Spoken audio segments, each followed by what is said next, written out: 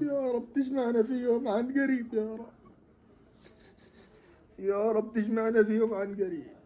الحمد لله، الحمد لله يا رب، الحمد لله. الله يرحمهم يا أبا يا حبيبي. الحمد لله.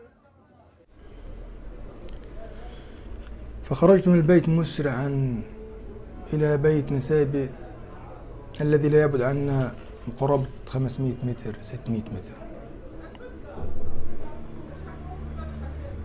فوجدت البيت ركام، كان البيت مكون من 3 طبقات، وجدته ركام في الأرض. عند ربنا يا أبا، عند ربنا كله يا أبا، عند ربنا يا حبيبي. الحمد لله.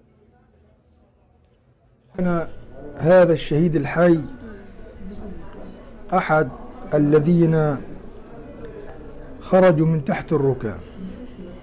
الشهيد الحي عمر محمد الحديدي، عمره 5 شهور، عمره 5 شهور. كما ترون هذا هو الشهيد الحي عمر محمد الحديدي الذي خرج من تحت الركام. الحمد لله. هذا ما تبقى لنا من أفراد الأسرة.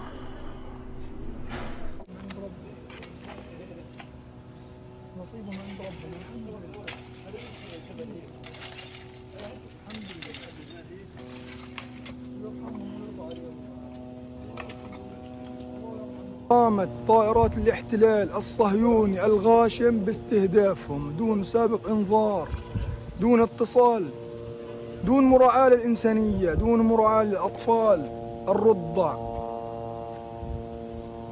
دون مراعاة للأمهات الآمنين والأطفال الآمنين في بيوتهم.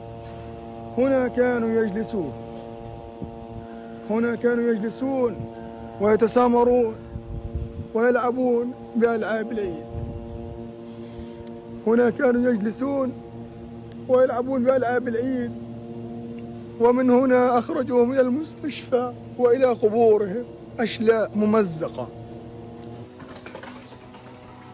ما دام قصف عمر الحديدي عمره 5 شهور في بيته آمن مطمئن هو وإخوانه وأولاد خاله، لا مكان آمن في غزة.